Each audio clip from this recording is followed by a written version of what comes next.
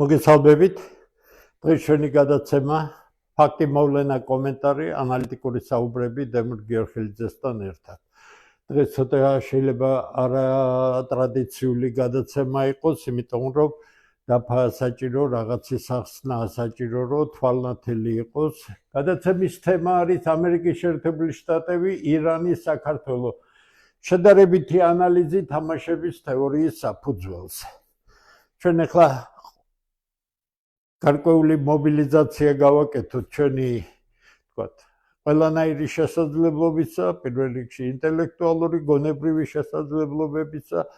ჩვენ ახლა უნდა განვიხილოთ თემა, რომელიც ეხება ყველაზე არსებით მომენტებს და რომლის ახმა არ შეიძლება რაიმე იდეოლოგიური თვალთახედვიდან, არ შეიძლება რაიმე ორიენტაციებიდან, არ შეიძლება სიმპათია ანტიპათიის დონეებიდან, ჩვენ უნდა ნახოთ მეცნიერების დონეზე, იმ ფუნდამენტალური რამის დონეზე, თუ როგორ განიხილება ეს. მოდით პირდაპირ დავიწყოთ. თამაშების თეორია რა არის ეს?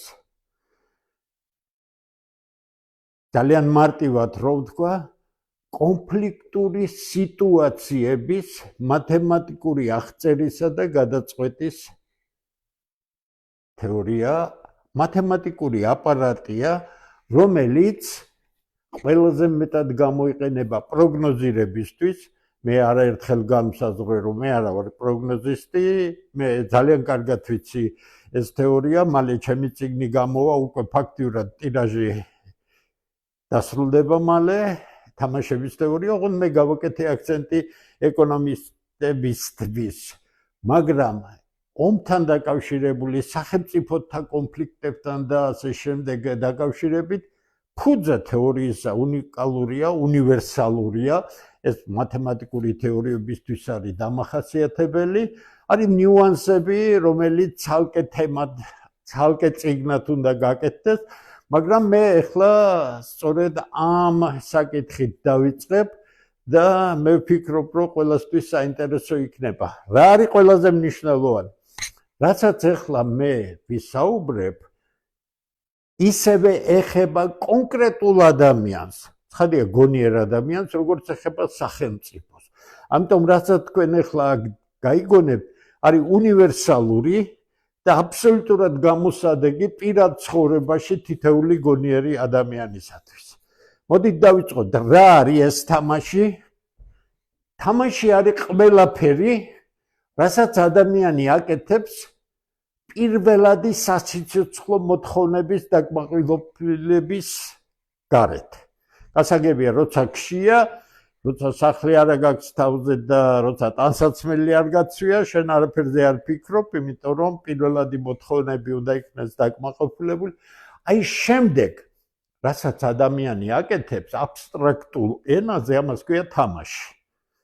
თამაში ყოველთვის არის გარკვეული მიზნის მიღწევის საშუალება. ხო, ანუ შენ კონკრეტულ სიტუაციებში მონაწილეობ რაღაც პროცესებში და გაქვს საკუთარი ინტერესი. სხვანაირად არ იქნება, ხო? ესე იგი, ჩავთვალოთ, რომ გვაქვს გარკვეული სიტუაცია და გვაქვს გარკვეული მიზანი. ამ მიზნის მიღწევა მე შემიძლია გარკვეული სვლების მეშვეობით, ხო, მე თვითონ რა გამაჩნია ხელთ, რომ ჩემი მიზანი მივაღწიო. მოდი ამას როგორც უწოდებენ, დავარქვათ, რა სტრატეგიები მაქვს მე? სტრატეგია არის უბრალოდ სვლა.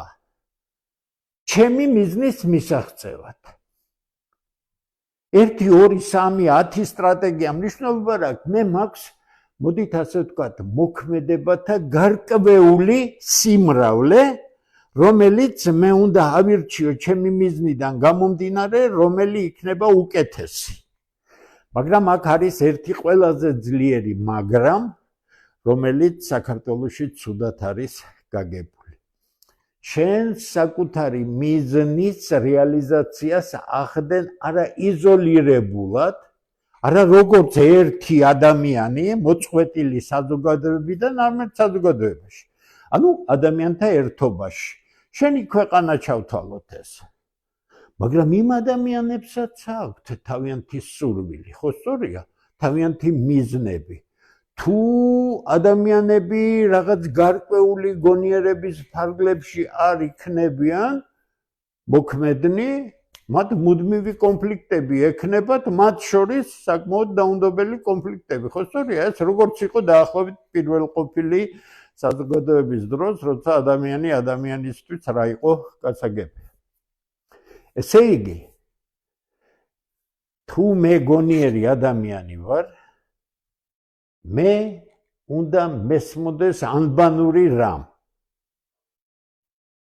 იმ გარემოში, რომელშიც მე მოქმედებ, სხვა ადამიანებიც მოქმედებენ და ამდენად ჩემი მიზნის მიღწევაზე გავლენას ახდენენ ყველა ის ადამიანი, რომელიც ჩემს ირგვლივია, მათ შორის, რომელსაც შეიძლება მე ძალიან ბევრს საერთოდ არ ვიცნობდე. ესე იგი, თუ მე მოქმედებ რაციონალურად, მე იმის დამიხედვით, რამდენად კარგად ვიცნობ გარემოს, წარმოდგენილი მაქვს, მაგალითად, რატომაა კაი თქვათ ეროვნულად ერთგვაროვანი, ან და უკვე შენთან ჩამოყალიბებული ეთნიკური მრავალფეროვნება, რაც გვაქვს, მათი ფსიქოლოგიის და ყველაფრის კარგად ცოდნა, იმიტომ რომ შენ თუ არ ითვალისწინებ იმ გარემოს, რა გარემოშიც აკეთებ არჩევანს, შედეგი არ იქნება კარგი.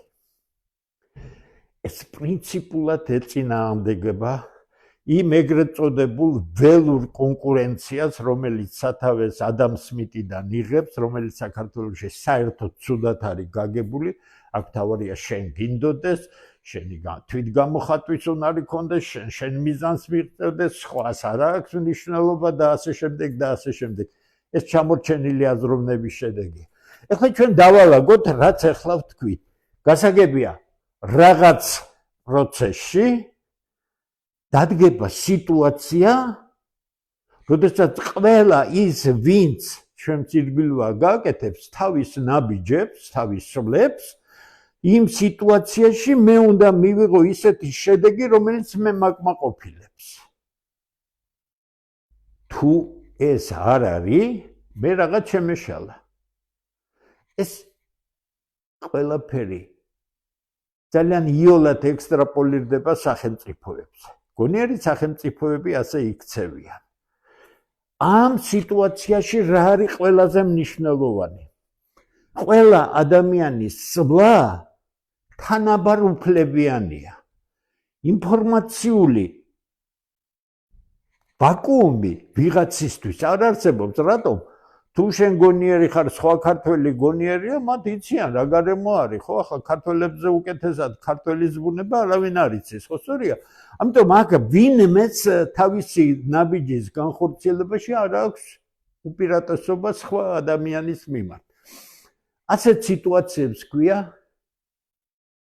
სიმეტრიული თამაშები, ანუ სიმეტრიული, როცა ყველაფერი არის ფაქტობრივად ერთნაირად უფლებიანი, ერთნაირად დასაშვები და ერთნაირად მისაღები ყველასთვის, იმიტომ რომ შენ არ შეგიძლია სხვა ადამიანს კანონის ფარგლებში რაიმე ნაბიჯის გადადგმა აუგზავნო. ხო, შენ უნდა იცოდე, რომ მაინც იმოქმედებს შენსავით რაციონალურად.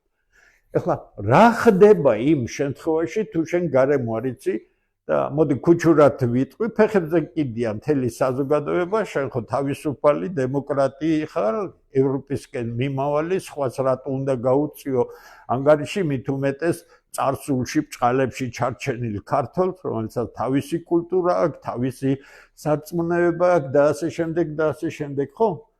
ეს ყველაფერი გამოირიცხება.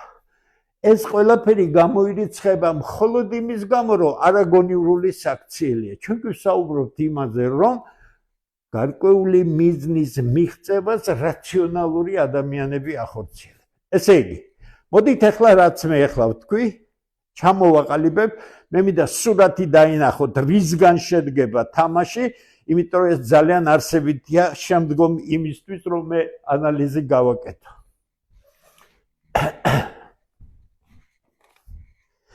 ესე იგი, ჩავთვალოთ, რომ გარკვეული რაოდენობის ადამიანი მიისწრაფის თავისი მიზნისაკენ. მოდი დავნობროთ ეს ადამიანები, ხო შეიძლება? ერთი ნომერი, ორი ნომერი, რომელიღაცა I ნომერი, რომელიც იცვლება 1-დან n-მდე. აი, ამას ვუწოდოთ მოთამაშეთა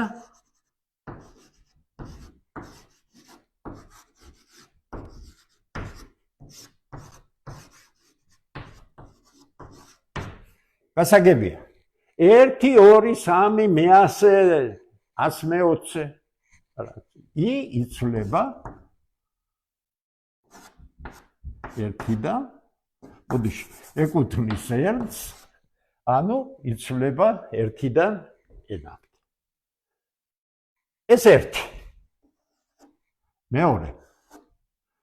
ჩვენ თქვით, რომ თითოეულ მოთამაშეს, ანუ რომელიღაცა მოთამაშეს, I-ურ მოთამაშეს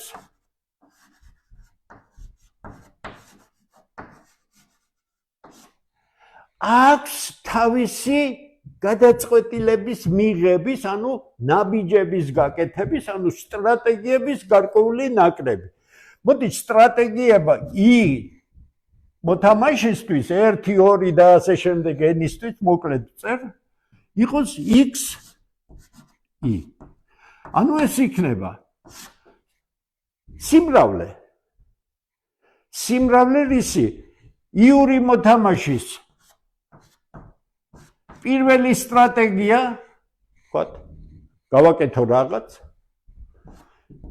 I-ური მოთამაშის მეორე სტრატეგია,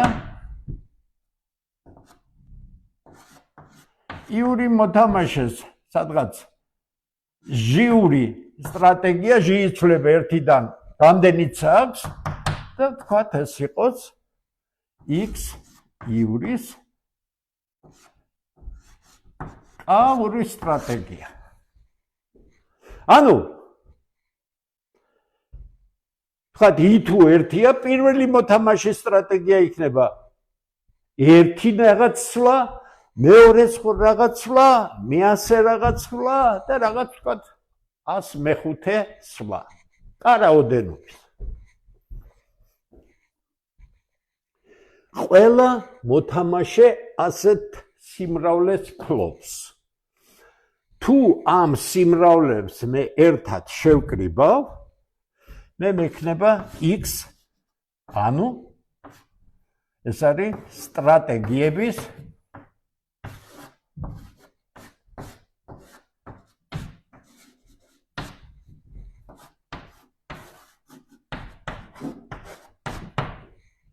ყველა მოთამაშის ყველა სტრატეგია ერთად რა ვიღო, არ წერ ახლა. გასაგებია იოლი არის სტრატეგიების სიმრავლე. ესე იგი, ახლა მოთამაშეები ავწერე, მათი სვლები ავწერე.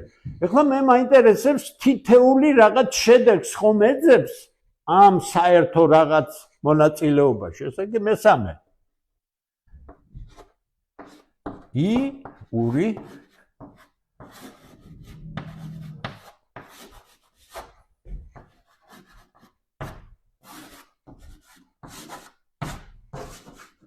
მოგება დამდგარ სიტუაციაში.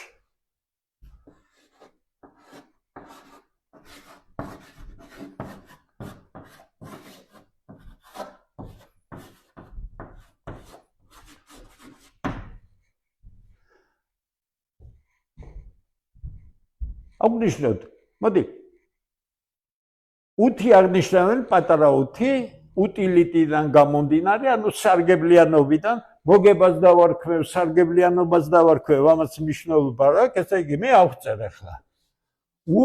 I, ანუ I-ური მოთამაშის მოგება, სარგებლიანობა, ბედნიერება, სიხარული, რა ვიცი, რა გინდათ ის და რისგან შედგება? რაც ვთქვით. ამ მოთამაშის მიერ გადადგული ნაბიჯისგან. ხო სწორია? რაკი მე სტრატეგიები ესა მაქვს, ესე იგი მოდი დავწეროთ.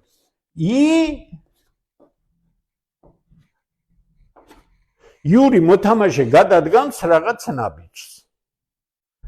მაგრამ რაკი მოთამაშეების რაოდენობა n-ია, გამოვაკელი ეს იური და დამჩება n-1, ხო სწორია? ანუ ერთის გამოკლებით სხვა მოთამაშემ კიდე ხო გააკეთა ნაბიჯები. ესე იგი, რაკი ეს ბევრია, სიმრავლეს აღვნიშნავ, ამას ვექტორად აღვნიშნავ. -i. ანუ ეს არის ყველა მოთამაშის გაკეთებული ნაბიჯები, აქ x1, x2 და ასე შემდეგ, გარდა იური მოთამაშისა. იური აგერა, ეს რატო გავაკეთე? რომ მე აქ აღვნიშნავ იური მოთამაშის მოგებას.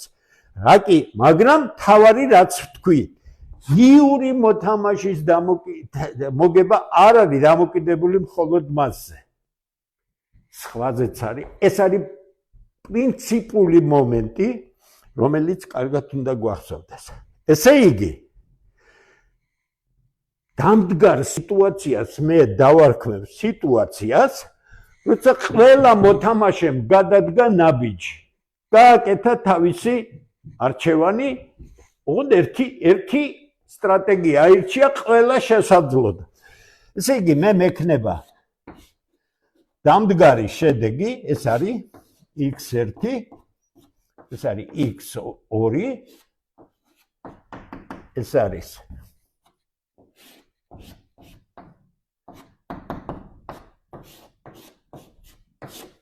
აი ყველა ადამიანი, ყველა სახელმწიფო რომ გააკეთებს ნაბიჯს, თუ თამაში სიმეტრიულია, ყველაფერი ცნობილია, საერთაშორისო სამართალი არსებობს შეთანხმება, რისი გაკეთება შეიძლება, რისი არა, ჩვენ ვიცით ამ სახელმწიფოს რა უნდა, იმ სახელმწიფოს რა უნდა და ასე შემდეგ და ასე შემდეგ.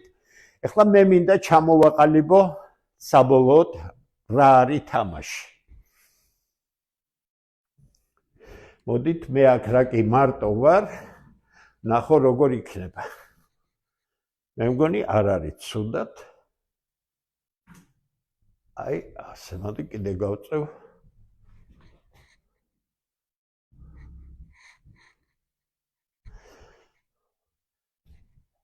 ბერძნული ანბანიდან ავიღოთ 100G, დიდი G და ეს იქნება. რაკი სიმრავლეა, მე ასეთ ფრჩხილს გავაკეთებ, იმიტომ რომ ასეთი ფრჩხილი ნიშნავს, რომ ბევრია შიგნით. პირველი, ეს იქნება რა თქმა უნდა n.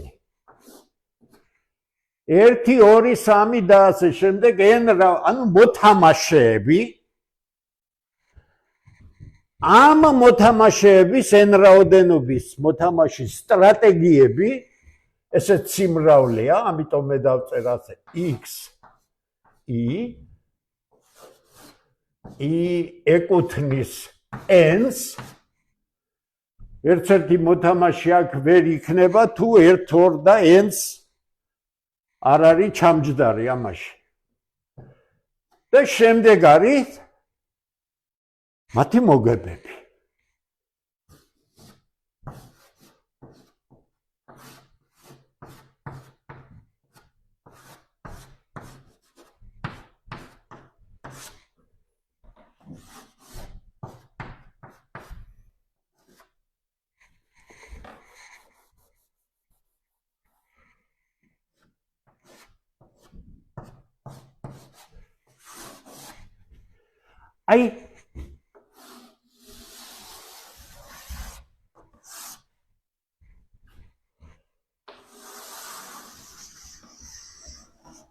აი ამას ქვია თამაში.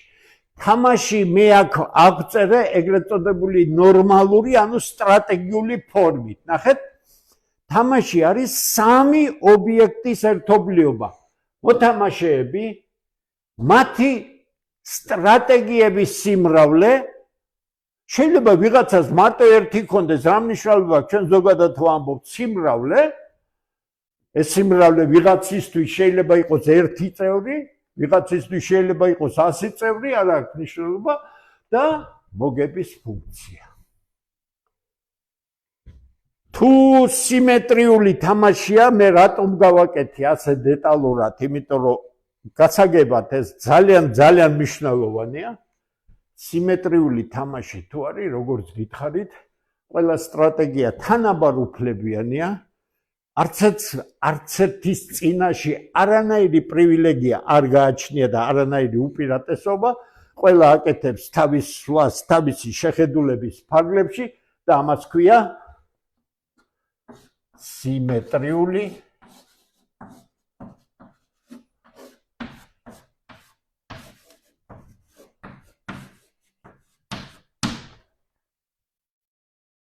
ეხლა კითხვას დავსვამ. არის თუ არა საქართველოს ის გარემო, სადაც თავისი მიზნის მიმღწევი ადამიანი იმყოფება სიმეტრიულ მდგომარეობაში? ცხადია არა. რატო? ეს არის კლანური ქვეყანა, ეს არის არშემდგარი ქვეყანა, აქ არის ხელისუფლება, აქ არის ხელისუფლებასთან დაკავშირებული ბიზნეს ჯგუფები, 1000 სერვის მომსახურე ტიპები, რომლებსაც პრივილეგიები გააჩნიათ და ჩვეულებრივი ადამიანი. ესე იგი, რასაც მე ახლა შემდეგ ვიტყვი, იგი ეხება საქართველოში ყველა მოქალაქეს, ვინც არ არის ეგრეთ წოდებული სახურავის ქვეშ, კრიშის ქვეშ და არ არის კლანის წევრი. მეორე ძალიან მნიშვნელოვანი არის, როცა ასიმეტრიული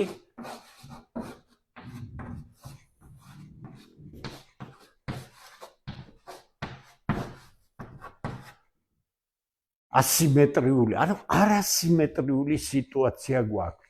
როდესაც ვიღაც, მოდი დავარქვათ ამას, იური მოთამაშე ძლიერია, გავლენიანია,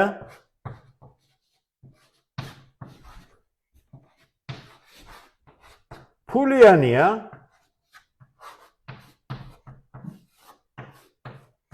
ოლიგარქია ან ოლიგარქის ფთის ქვეშა,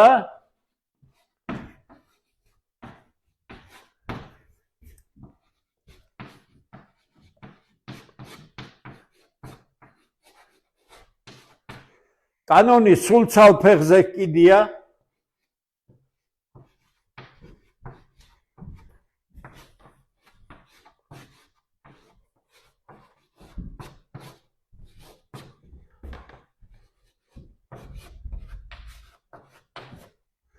და გარემოში სადაც ასეთი ტიპი არსებობს მეორე უფლებო ადამიანი ამასთან შედარებით, რომელსაც თავისი მიზანი აქვს.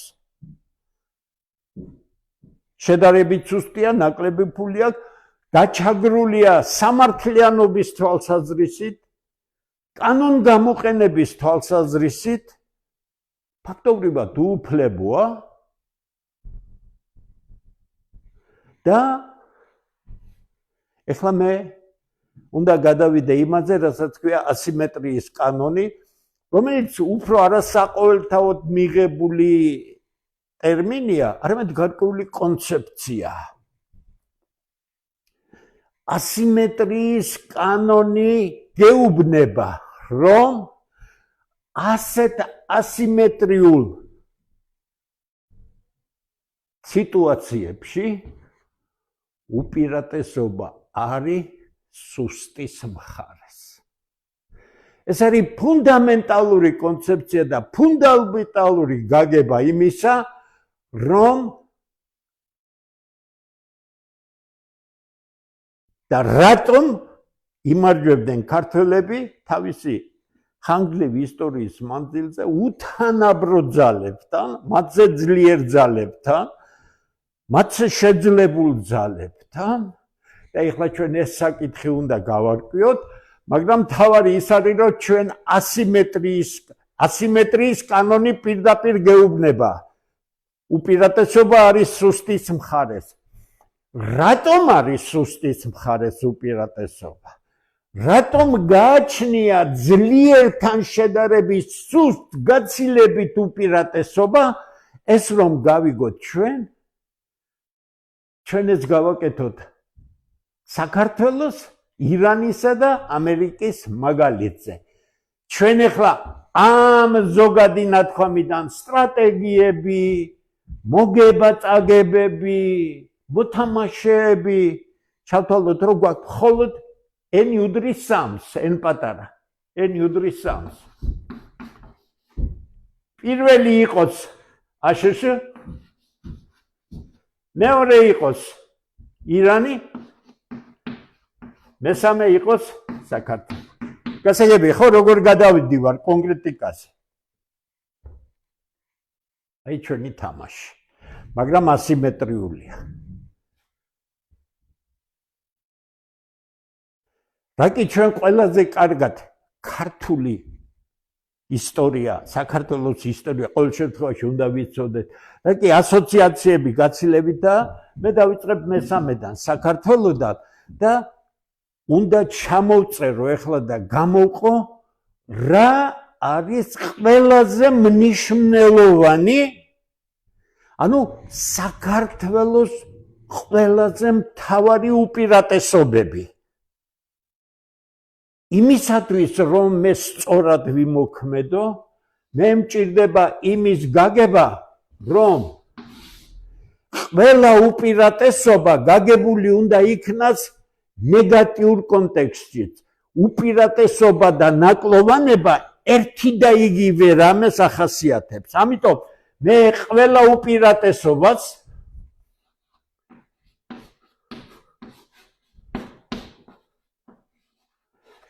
განვიხილავ აი ასეთ რეჟიმში, ანუ უპირატესობიდან გამომდინარეობს ნაკლოვანება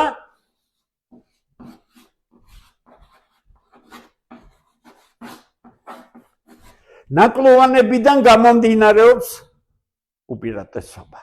ესე იგი, რაიმე თქმა უპირატესობის თაობაზე რაღაც ავიღებ და ვიტყვი უპირატესობა ეს მე უნდა კრიტიკული აზროვნებით უნდა შეხადო ამ უპირატესობაში რა არის ნაკლოვანება. მოდით ახლა აი ეს გავაკეთოთ. დავიწყებ საქართველოსთან. ეხლა მე ისევ დავაყენებ ამას, რომ კარგად გამოჩნდეს.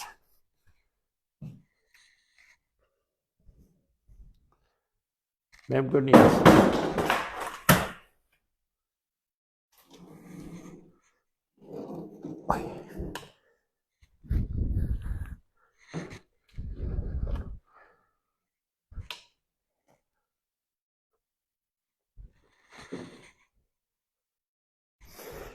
მე მგონი კარგად გამოვა. აი ასე იყოს.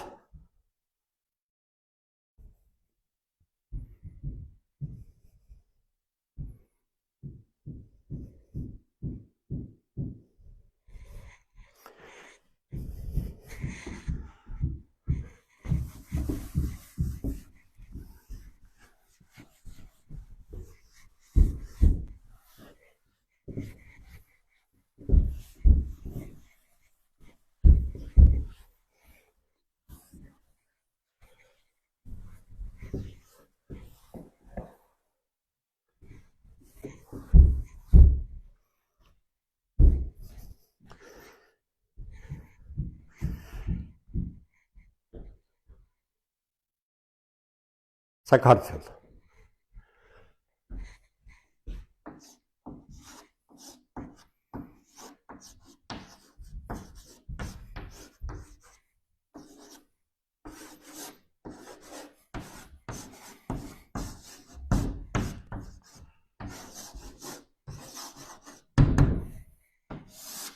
უპირატესობები. ყველაზე არსებით რამეზე უნდა ვისაუბრო. პირველი ცხადია. ეხლა მე ვსაუბრობ საქართველოზე მის ისტორიულ კონტექსტში და არა დღევანდელობაზე. ყურადღება მიაქციეთ. წარსული. და როცა მე ჩამოვაყალიბებ ყველაფერ ამას ნაკლოვანებებთან ერთად, მე შემდეგ უკვე დავსვამსაკი დღეს რა არის საქართველოს უპირატესობები. იმიტომ რომ თქვენ ნახავთ რომ ჩვენ ძალიან საშიშ მდგომარეობაში ვართ. მაგრამ კიდე გეუბნები ყოველგვარი ემოციის გარეშე და პირველი რა თქმა უნდა ეს არის რწმენა, რწმენის იდეა.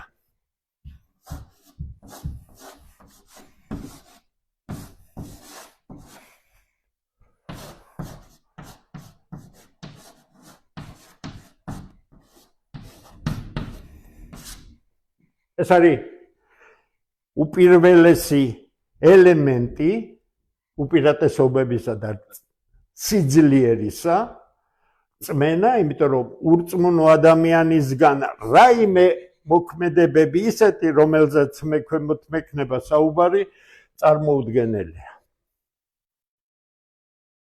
წმენა მართლმადიდებულობა.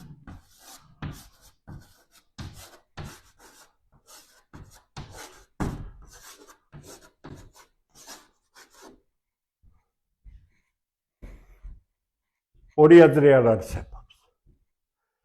რას წარმოადგენს მართლმადიდებლობა? არის თუ არა ის მოწამეებრივი რელიგია? რატომ ყავს ქართველებს ამდენი მოწამეები? და რას ნიშნავს მოწამეებრიობა?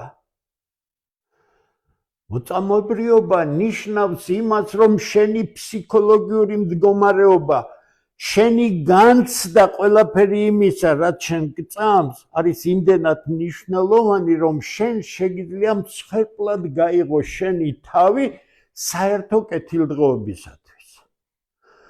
რატომ არ დათანხმდა არც ერთი ქართველი წმინდანი, როცა დამა თავიანთი თავისთვის შეეძლოთ, იგივე აიღეთ ქეთევან დედოფალი აიღეთ, იგივე ყახელი გმირები აიღეთ, ცხები აიღეთ.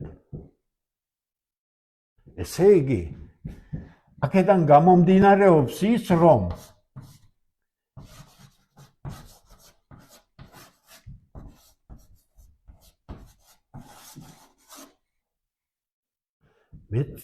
მოწამეებრიობა არის მართლმადიდებლობის განუყელი ნაწილი და ეს არის იმდენად ძლიერი განცდა, როდესაც ადამიანს საშუალებას აძლევს გასწიროს თავისი თავი უფრო დიდი კეთილდღეობისთვის, რასაც ქვია ქვეყნის მომავალი, რასაც ქვია საზოგადოების მომავალი. მოდი ჯერ დადებითები ჩამოვაყალიბოთ. მეორე. ხადი ეს არის ადგილმდებარეობა.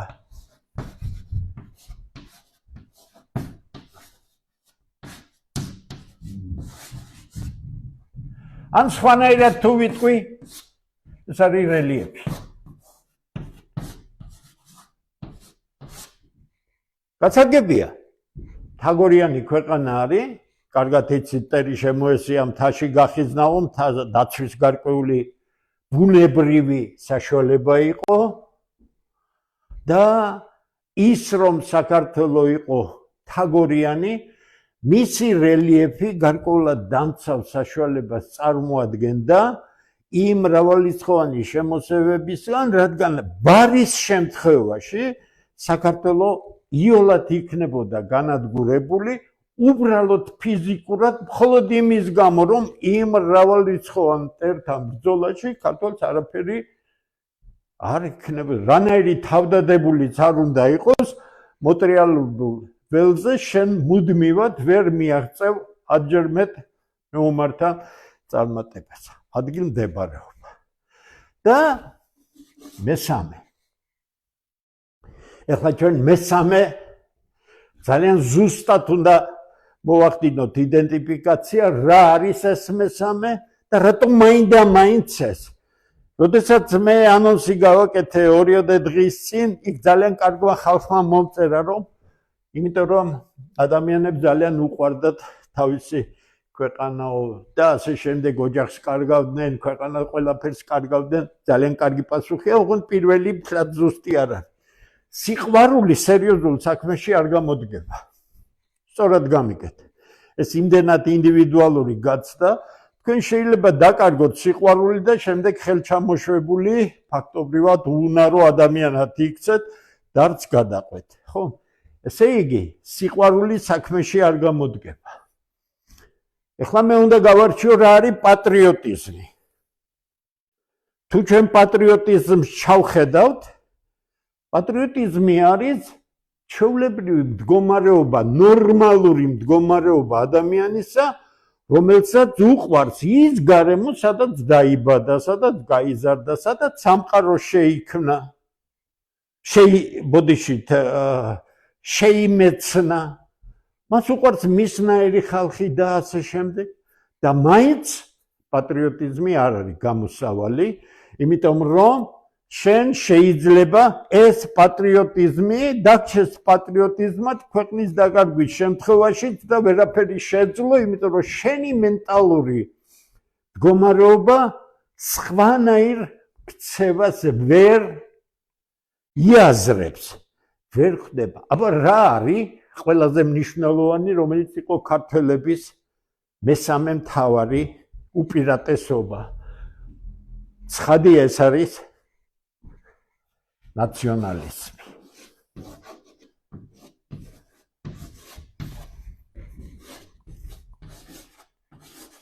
ამ სიტყვას უნდა ზუსტი გაგება.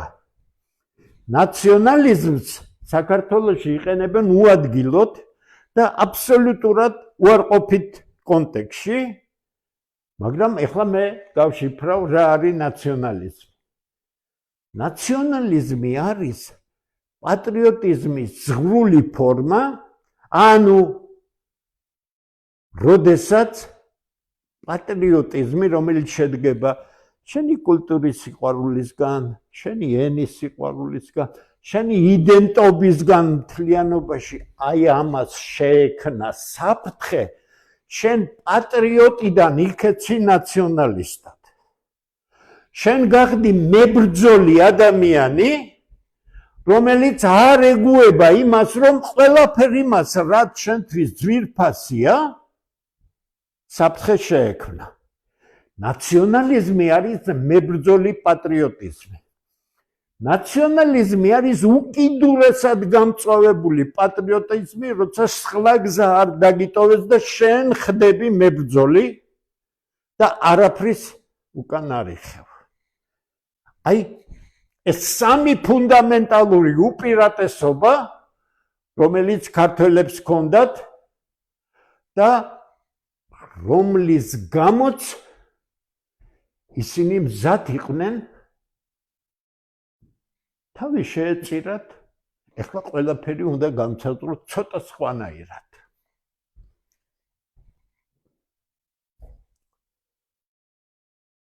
ამ სამში ნაკლოვანებები რა არის?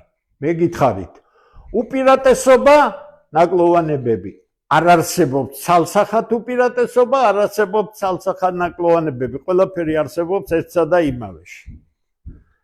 ცხადია. წმენა შეიძლება გახდეს პრობლემური და ნაკლოვანება თუ ის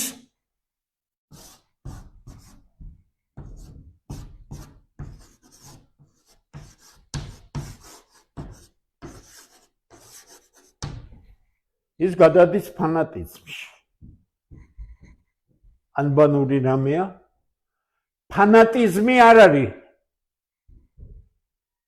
წმენის პატივისცემა. ფანატიზმი არის გამძრავებული და დეფორმირებული წარმოდგენა წმენაზე, რომელიც ავტომატურად იწვევს სიბრმავე გონებისა.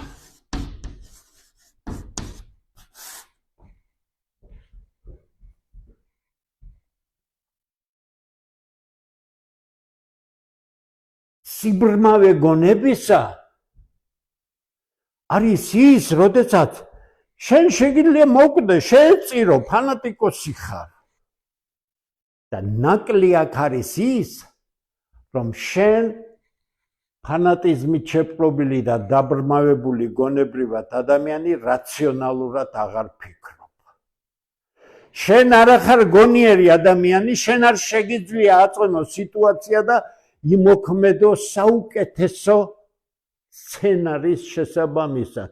იმიტომ რომ შენი გონება ამას ვერ წდება. ერთი შეხედვით თითქოს ასეთი თავგადადებული კაცის სიმპათიას იმსახურებს, მეორე მხრივ ფანატიზმითა და გონებრივი სიბრმავით შეპყრობილი ადამიანი პრობლემა არის, რადგან ის მსხვერპლს არ ედიდება, არადა ადამიანი ყველაზე ღირებული მაშინა, როცა მოქმედია, საღად მოაზროვნეა და შეუძლია პრობლემის გადაწყვეტა. ფანატიკოსები აზიანებენ წმენას და ხდებიან პრობლემა. მეორე, ნაკლი. ერთი და იგივე რაღაცის, ერთი მხრივ გამაოგნებელი ძალა, წმენით სავსე ადამიანი და წმენის უკიდურესობები, რომელიც პრობლემურია. მეორე, ადგილმდებარეობა, რელიეფი. ცხადია ეს არის დადებითი, შენ ფაქტიურად გაქვს რა? შენი ბუნებრივი ციხესიმეგრე გაქვს ამ რელიეფის გამო, მაგრამ ნაკლიც არის ის, რომ თუ, ნახეთ, ეხლა ძალიან მნიშვნელოვანი მომენტია, თუ მომხდური არის გრძელ პერიოდზე მოთამაშე, შენი ადგილმდებარეობა შეიძლება შენი პრობლემა გახდეს, იმიტომ რომ თა არ არის რესურსებით სავსე და მას შეუძლია ძალიან დიდი შეზღუდვა მოახდინოს და საბოლოო ჯამში ის რაც კარგია, ჩაკეტოს იქ და ციხედ გაქციოს, ციხეთში გამყოფოს. ამიტომ ამას აქვს თავისი ნაკლით. ნაციონალიზმი. როდესაც შენ ეთნიკურად მრავალრიცხოვან ქვეყანაში ხარ და ჩვენი ისტორია ეთნიკური მრავალფეროვნებით, ანუ მოდით ასე ვთქვათ, ქართული ისტორიის სპეციფიურმა პროცესებმა და ეთნოგენეზმა საბოლოოდ ჩამოვაყალიბა ქართული ეთნიკური მდგომარეობა, საქართველოს ეთნიკური მდგომარეობა ისე როგორც არის. როდესაც შენ ნაციონალიზმის მეშვეობით ცდილობ დაიცვა შენი იდენტობა, თუ შენ გაგეპარა აქ ნიუანსები, ადამიანები, ჯგუფი, ძალიან ჭკვიანი ხალხი, რომლებიც გარედან გარკვეული მიზნებს ახორციელებენ, მივალთ აქამდე, ამ ეთნიკურ უმცირესობებს გამოიყენებენ საქართველოს წინააღმდეგ. გამოიყენეს? ცხადია გამოიყენეს. ბრალი ვისია? აქ ჩვენ სერიოზულად უნდა დავფიქრდეთ, იმიტომ რომ ქართველებს ამ სიტუაციაში რაღაც გაეპარათ, ერთი მხრივ აუცილებელი ნაბიჯები და მეორე მხრივ დაშვებული შეცდომები, როდესაც ეთნიკური უმცირესობები მომართული იქნა საქართველოს წინააღმდეგ. ეს მარტო 90-იან წლებს არ ეხება. ეხლა მოდი გადავიდეთ საქართველოს დღევანდელობაზე. რწმენა. გასაგებია ფანატიზმი არ არის, სიბრმავე არის, სერიოზული, მაგრამ ქართულმა საზოგადოებამ დაუშვა ის, რაც არავითარ შემთხვევაში არ უნდა დაეშვა. მან ქართული საზოგადოების წიაღში გარედან დაფინანსებული უღმერთო და მეხუთე კოლონად ჩამოყალიბებული ადამიანებს 94 წლიდან ნება მისცა ღია შეურაცხყოფა მიეყენებოდა წმენისთვის, ეკლესიისთვის, მართლმადიდებლობისთვის, მაცხოვარისთვის, ღვთისმშობელისთვის და ქართული საზოგადოება ნეგატიურ პასიურ დამოკიდებულებას იჩენდა და ამ გადაგვარებულ ნაძილებს, რომელიც მოვამრავლეთ ჩვენ საქართველოში, აბსოლუტურად არ ეშინოდათ, რომ მათ წინააღმდეგობა შეხდება. ესე იგი, როდესაც დღეს ჩვენ ვისაუბრებთ დღეს რა არის საქართველოს უპირატესობა, წმენაზე რა თქმა უნდა გავაკეთებთ აქცენტ, მაგრამ ვიტყვით რომ ეს არის ნაწილობრივ სრულიად გასაგები არც ერთი მორწმუნე საღათ მორწმუნე თორე ფანატიკოსები რო იყოთ ამდენი ეს ხალხი განადგურებული იქნებოდა, იმიტომ სხვანაირად არც ერთი საღათ მორწმუნე საზოგადოება თავის წიაღში არ დაუშვებს ამ სარწმუნოების წინააღმდეგ უხეშ, თორე არავინ არ გეუბნება იწამე, უკეთ ნუ იწამებ.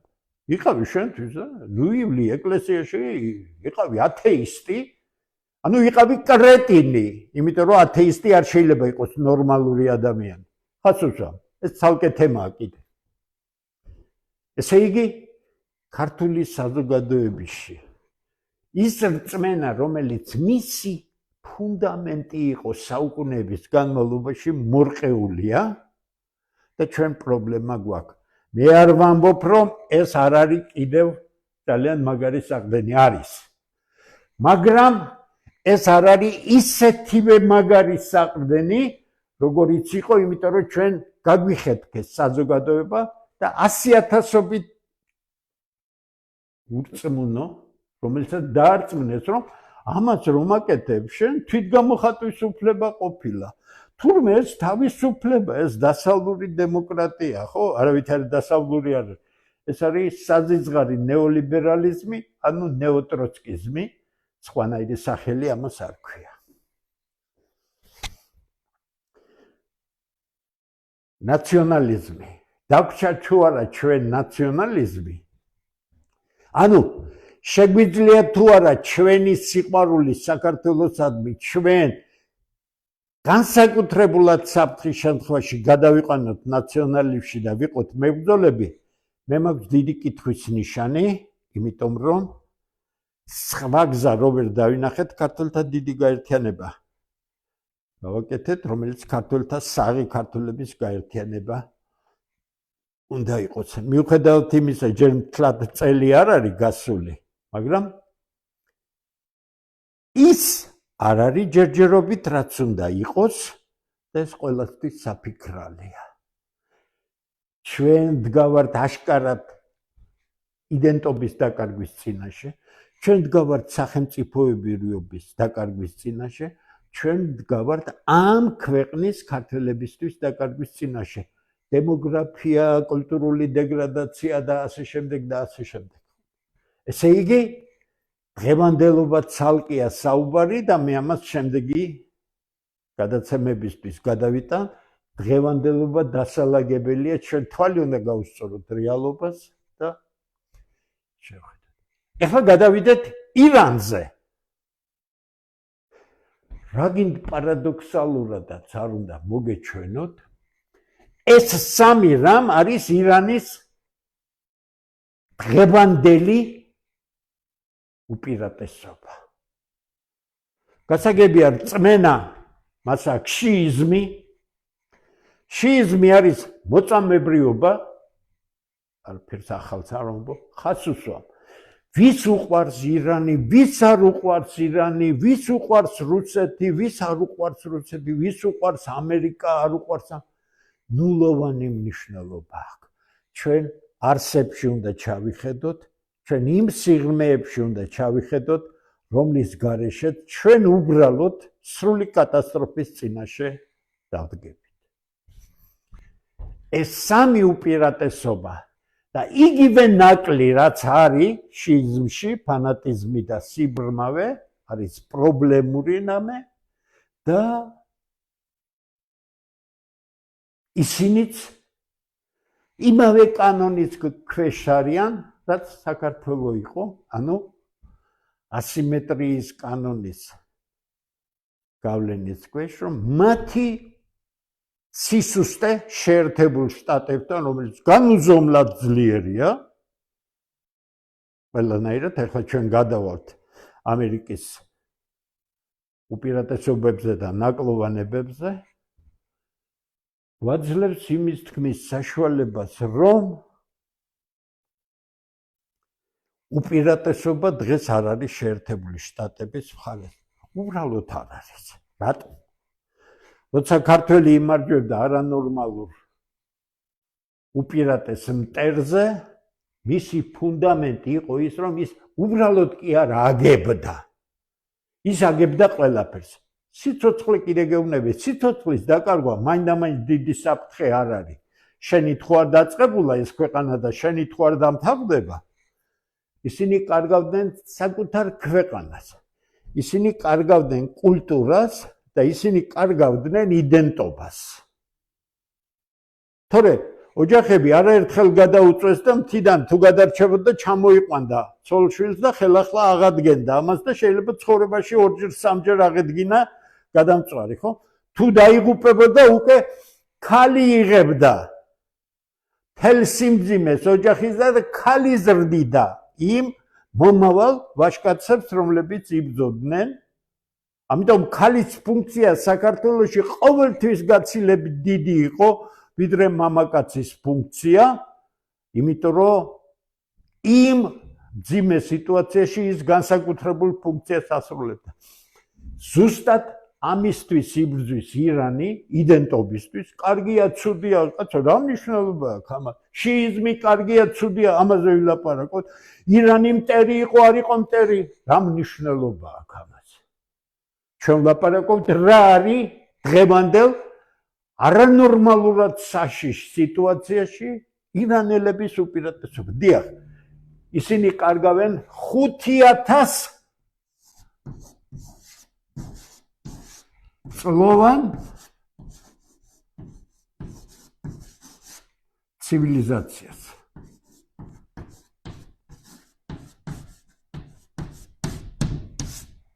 ხუთი წელი ერთ-ერთი ყველაზე ადრინდელი ბერძნულ და ებრაულ ცივილიზაციებთან ერთად ერთ-ერთი ყველაზე ადრინდელი ერთ-ერთი ყველაზე უდიდესი ცივილიზაცია კაცობრიობის ისტორიაში ძალიან ადრეულ ეტაპზე ესენი იყვნენ ძალიან მაღალი დონის ინჟინრები რომლებიც უამრავ რაღაცებს აშენებდნენ აკეთებდნენ წყალგაყვანილობები ეს იყო პირველი ქვეყანა რომელსაც საგადასახადო სისტემა შემოიღო საგადასახადო სისტემა ეს იყო მეომარი ხალხი და ეს იყო აბსოლუტურად ამაყი ხალხი თავისი კულტურით ისინი დღესაც ამაყები არიან თავისი კულტურით საკუთარ პრობლემებს რაღაცნაირად მოვლენ ახლა მე მინდა დავსვა კულტურის სიყვარული და სიამაყე კულტურითა იდენტობის შემადგენელი ნაწილია ვართ ჩვენ ამაყები დღეს ჩვენი ფანტასტიკური კულტურით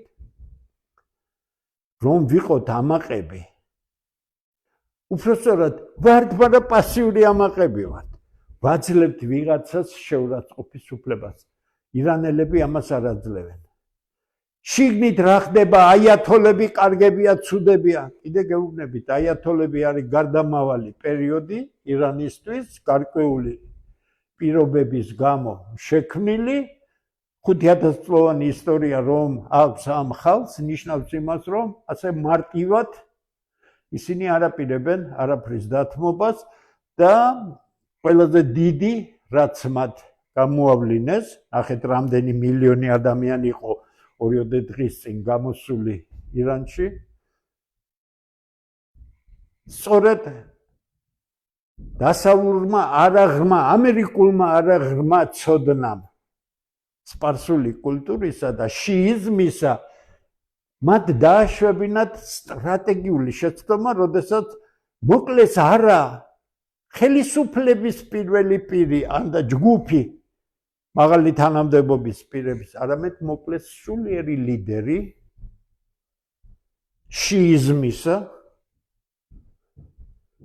და ეს ავტომატურად იყო უდიდესი მასტიმულირებელი იმისა, რომ დავიწყებულიყო შიგა წინააღმდეგობები და ერი გაერთიანებულიყო. აი ეს არის სპარსების ირანელები თვლიან და ეს არის მათი ნაციონალიზმი, რომ ისინი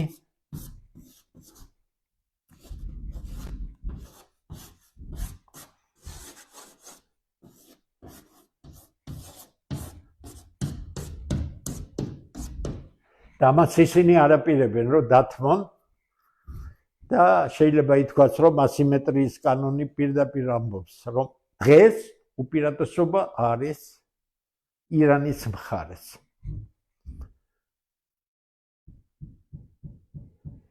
ახლა გადავიდეთ შეერთებულ შტატებზე, რომელიც განსაკუთრებულ დაკვირვებას მოითხოვს და ახლა მე გავაკეთებ სწორედ ამას.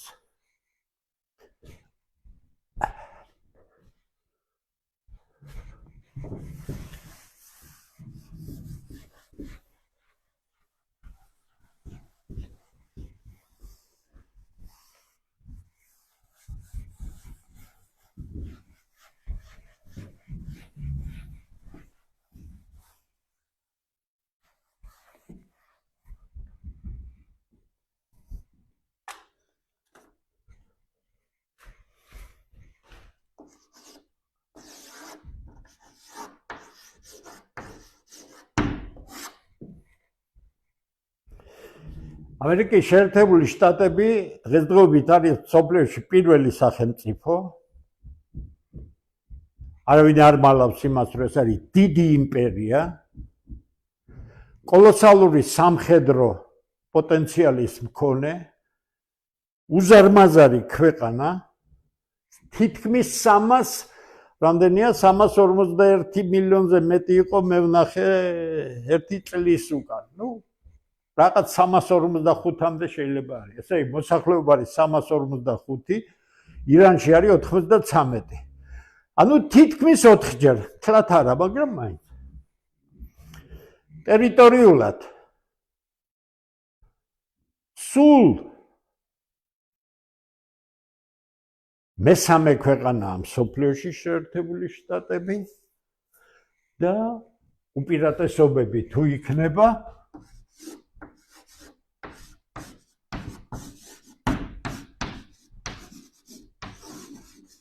ეს არის აშკარა, პირველი.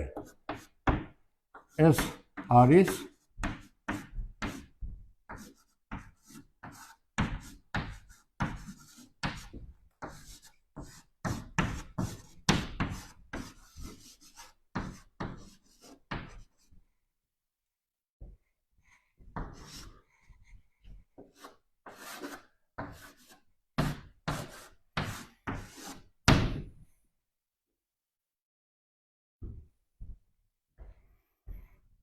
ამაში ეჭვი შეტანა არ შეიძლება.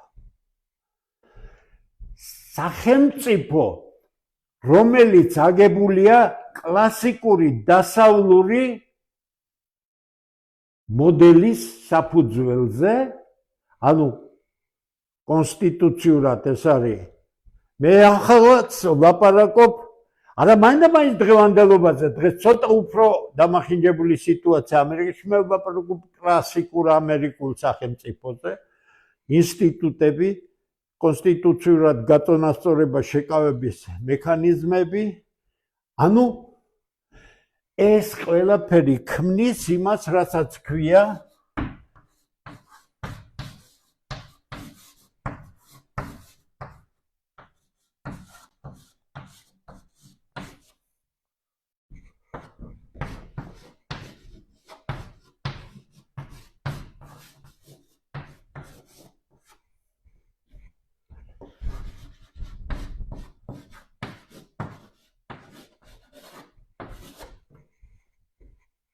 ინსტიტუციონალურ სამართლებრივი მოწყობა, ანუ ეს არის ორგანიზაცია. ყველაფერი ორგანიზებულია, ყველაფერი დალაგებულია კონსტიტუციის მიხედვით.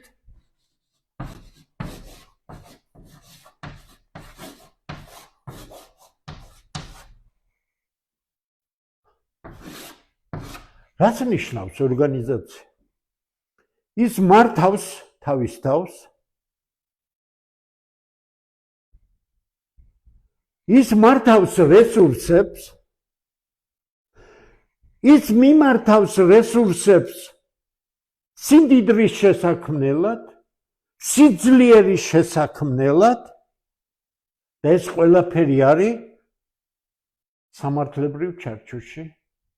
ბოლო წლებს დავანებოთ თავი, ბოლო წლები გარკვეული პრობლემურია, თუმცა ეს კარგა შენარჩუნებულია. ესაა.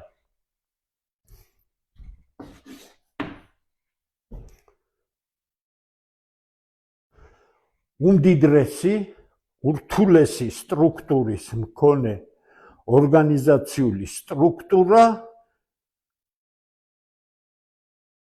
თავისი მიზნების მისაღწევად ზად არის გარკვეულ დანაკარგებზე წავიდეს. ანუ მას შეუძლია გარკვეული დანაკარგების, დანახარჯების გაწევა, გამოვა აქედან რაიმე, არ გამოვა რაიმე. ეს არ არის მისთვის ისეთი პრობლემური, როგორიც საქართველოსთვის და ირანისთვის, საქართველოსთვის და ირანისთვის იყო და არის დღეს ირანისთვის. ანუ თუ ისინი წააგებენ, ისინი ყველაფერს კარგავენ. თუ ირანში შეერთებული შტატები დამარცხდება, ჩემი სტუდენტობის დრო უკვე დასრულებული იყო, მაგრამ ჩემი სკოლაში სწავლის პერიოდში მე მახსოვს ვიეტნამის მოვლენები, მე მახსოვს არანორმალური პროტესტები ამერიკის შეერთებულ შტატებში ამ ომის წინააღმდეგ, მე მახსოვს ყველაფერი, ამიტომ დამარცხდა მე რა წამოვიდა საკმაოდ ცუდად ვიეტნამიდან საკმაოდ ცუდად, მაგრამ რა ამერიკა როგორიც იყო მის ტერიტორიას არაფერი არ შეეხება. მართალია საკმაოდ ხალხი დაეხუპა იქ და ამან ბევრი ნეგატიური რამ გამოიწვია, მაგრამ ეს მისთვის ყოფნა არ ყოფნის საკითხი არ იყო. ირანისთვის დღეს არის ყოფნა არ ყოფნის საკითხი. აი ეს გეუბნება შენ ასიმეტრიის კანონი, რომ როდესაც შენ ხალხს აყენებ ყოფნა არ ყოფნის რეჟიმში, შენ მაქსიმალურ მობილიზაციას უკეთებ მის ინტელექტუალურ, მატერიალურ და ასე შემდეგ რესურსებს და ის მოქმედებს შენი მოქმედების საპირისპიროდ ასიმეტრიულად. რაც ნიშნავს ასიმეტრიულად მოქმედება? როდესაც მე დასაწყისში თითეული მოთამაშის სტრატეგიები განვიხილე, ეს ხო წმინდა სტრატეგიები, ყველასთვის ცნობილი. მაგრამ როდესაც ასიმეტრიული თამაშია სუსტი ძლიერი, მაშინ სუსტის ძალიან მნიშვნელოვანი უპირატესობა არის ის, რომ მას შეუძლია შერეული სტრატეგიები გამოიყენოს. არა სუფთა სტრატეგიები, არამედ სუფთა სტრატეგიებს თითეულს მიუყენოს გარკვეული ალბათობა და მან სტრატეგია სრულიად მოულოდნელობით შეიძლება შემთხვევითი გზით აირჩიოს. ეს დიდი ძლიერი სახელმწიფოსთვის არის მოულოდნელობა და სერიოზული, რომ იტყვიან, პრობლემების შექმნა. ესე იგი, შეერთებული შტატები, ორგანიზაცია და დანაკარგები.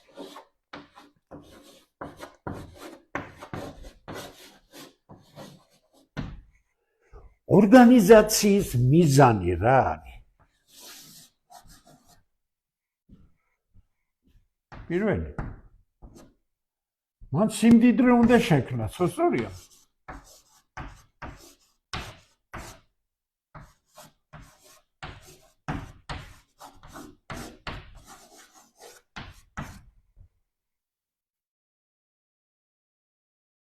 სიმდიდრე განამარტო კაი ცხოვრება არის, მატერიალური.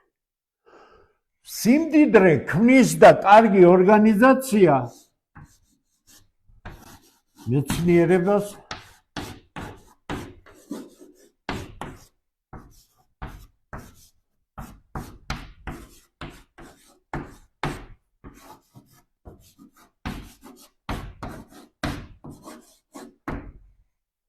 მეცნიერებისა და ტექნიკის მიღწევებს.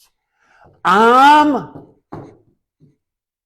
ორი რამის გაერთიანება მეცნიერების შედეგების გადატანა უკვე ტექნიკაში კონკრეტულ კონსტრუქციამდე კონკრეტულ და ასე შემდეგ არის ტექნოლოგიები.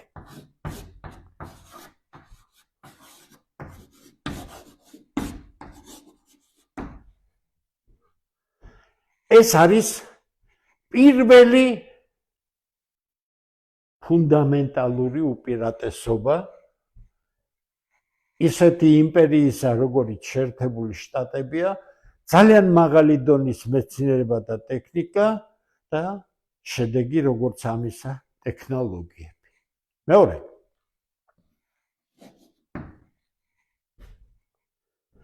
მე რაკი მომსწრე ვარ და რაკი დასავლელ მიგრანტებთან ერთად გავიზარდე სრულიად ახალგაზრდა 4 წლის ასაკიდან ყველაფრის საქმის კურსში ვიყავი, ყველაფერს მაწვდიდნენ.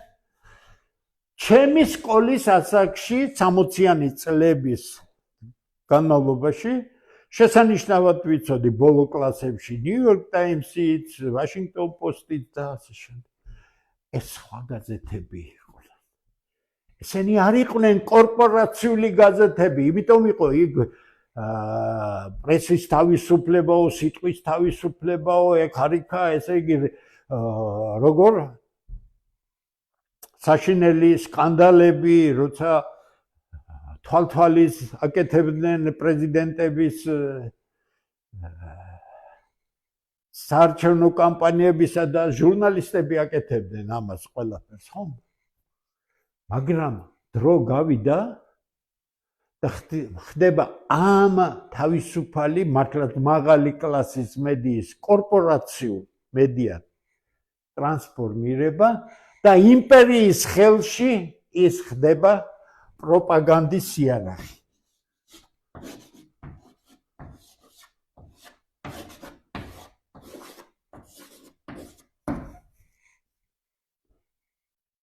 პროპაგანდა ანუ საინფორმაციო ტექნოლოგიების გამოყენებით იმპერიის მიზნების მისაღწევად საზოგადოების ცნობიერების კორექტირება სასურველი მიმართულებით, ანუ იმის გაკეთება, რასაც საბჭოთა კავშირი აკეთებდა.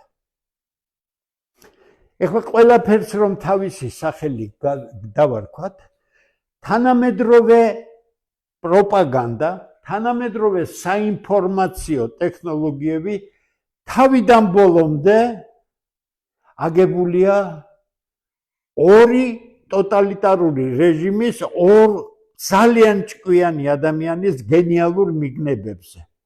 მე მიგნებას ვამბობ, კარგია, ცუდია არ ვამბობ ამას, მე ვამბობ ესა რა თქმა უნდა სტალინი და ესა რა თქმა უნდა ჰებელსი. მთელი თანამედროვე საინფორმაციო ტექნოლოგიები აგებულია სტალინისა და ჰებელსის მიგნებებზე. ამიტომ პროპაგანდა, რომელიც მიზანმიმართულია, პროპაგანდა არ უშვებს თავის სივრცეში კონტრპროპაგანდას. ანბანური რამეა, ხო სწორია? რაკი კონტრპროპაგანდა არ არის, მისი ბლოკირება შეიძლება მხოლოდ ერთი გზით, ცენზურით.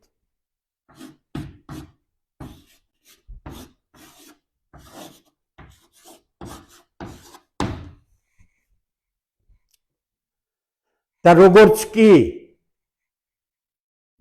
ჩდება ცენზურა, საღი აზრი ითრგუნება, ეს საქართველოს ხელისუფლების გასაგონათაც ვამბობ. ეს უნივერსალურ რაღაცებზე ვსაუბრობ ახლა. ცენზურირებული თავისი საკანალიზაციო ტელევიზიები ეგერ ვითომ ოპოზიცია იმათ თავისი საკანალიზაციო, ორივეს პატრონი ერთი კაცია, თლად ზევით სადღაც ჩრდილში რომზის, როგორც კი ცენზურა ჩდება, საღიაზრი კვდება საზოგადოებაში, ადამიანებს, პროფესიონალ წრეებს არ ეძლებათ საშუალება კრიტიკულად შეაფასონ თუ გნებავთ ხელისუფლების მოქმედება, თუ გნებავთ საგარეო პოლიტიკა, თუ გინდათ საშინაო პოლიტიკა და ასე შემდეგ და ხელისუფლება იღებს თავის თავში ყველაფერს და საინფორმაციო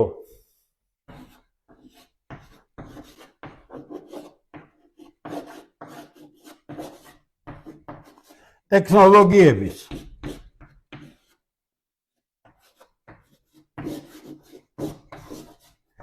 გამოყენების ყველაზე დიდი უბედურება გამომყენებელისთვის არის ის, რომ ის თავად იჯერებს საკუთარ პროპაგანდას, რომელიც სხვას უნდა მოახვიოს თავზე და იგი ხდება თვითგიპნოზის ქვეშ. თვითგიპნოზი კი ნიშნავს იმას, რომ შენ საერთოდ დაკარგული გაქვს ნორმალური აზროვნება, შენ არ გინდა მოისმინო რეალობა, დაგვირდით, ბიძინა აიღეთ, აგერ ხელისუფლება აიღეთ, სხვა აიღეთ, არაფრის გაგონება არ უნდათ, საერთოდ ფეხებზე კიდიათ ყველაფერი. საკუთარი პირეშმაკული პოლიტიკა აქვს და აწარმოებენ. ამ ყველაფერს, ცენზურას, შეზღუდებს და ასე შემდეგ, მოძდებს საღიაზრის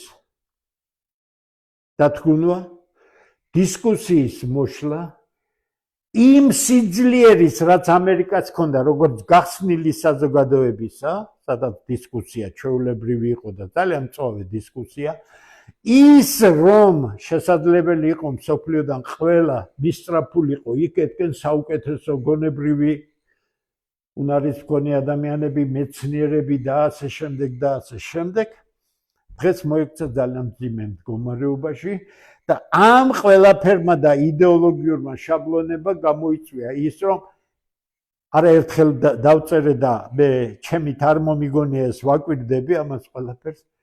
დღეს ჰუმანიტარულ პოლიტიკურ მეცნიერებებში ნულოვანი დონის განათლებები მიიღება ჰარვარდში, იელში, ჯორჯტაუნში, ნიუ-იორკის და ამგენის მოდი ვთქვათ, სუროს ლიგის 8 უნივერსიტეტში, ბრაუნი და კიდე ვიღაცებია, იმიტომ რომ იდეოლოგია, რომელიც ამერიკაში შეთვისებული იქნა ტოტალიტარული სახელმწიფოებიდან, სწორედ გერმანიის ტოტალიტარიზმმა და საბჭოთა ტოტალიტარიზმმა ყველაზე დიდი დარტყმა დემოკრატიას მიაყენა, რადგან ის ორი აღარ არსებობს, მაგრამ ტოტალიტარიზმი უკვე დასავლურ სამყაროში იწყებს ფეხის მოკიდებას და ამ კონფლიქტის პირობებში მას უჩნდება სერიოზული პრობლემა. ტექნოლოგიების უკუჩვენება რა არის ერთი მხრივ, რა ტექნოლოგია არა. რა გახდა ცნობილი? როდესაც თქვენ ძალიან მაღალი დონის ტექნოლოგიებს ქმნით, თქვენ ტექნოლოგიებზე დამოკიდებული ხდებით. და თქვენი გონება იწყებს ნაკლებ მუშაობას, ნაკლები დატვირთვით ფიქრს, შემოქმედებით და რა აღმოჩნდა? ესე იგი, ამერიკელები და ებრაელებსაც იგივე დაემართათ, იმდენად გაერთნენ ტექნოლოგიებში, რომ ირანზე თავდასხმის გადაწყვეტილება მიიღეს ხელოვნური ინტელექტის მეშვეობით.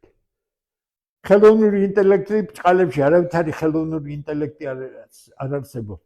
ახალგაზრდებს ვეუბნები, მე ძალიან ახლოს ვიყავი და ვარ კიდევაც ამ ყველაფერთან. თავი არ გაიფუჭოთ. ნახეთ, ეხლა მე გეტყვით ისეთ რამებს, კიბერუსაფრთხოების ყველაზე მაღალი დონის სპეციალისტებმა იციან ანბანური რამ. მე მანქანურ სწავლებაში მაგალითად 2-3 კურსის ისეთი დონის წაკითხვა შემიძლია, რომელიც რაც არის ამ წუთში საუკეთესოდ მსოფლიოში, ხო, მაგრამ მე ქართულ გარემოში ვერ ხედავ ახალგაზრდებს, ვისაც ეს ყველაფერი აინტერესებს. ნახეთ რა მოხდა. ხელოვნური ინტელექტი გახადეს გადაწყვეტილების მიღების სუბიექტად, რაც იყო გაუგონარი შეცდომა ამერიკელების მხრიდან და დაერტყათ თუ არა ამერიკელებს ირანისთვის, ხელოვნურმა ინტელექტმა ამოუგდო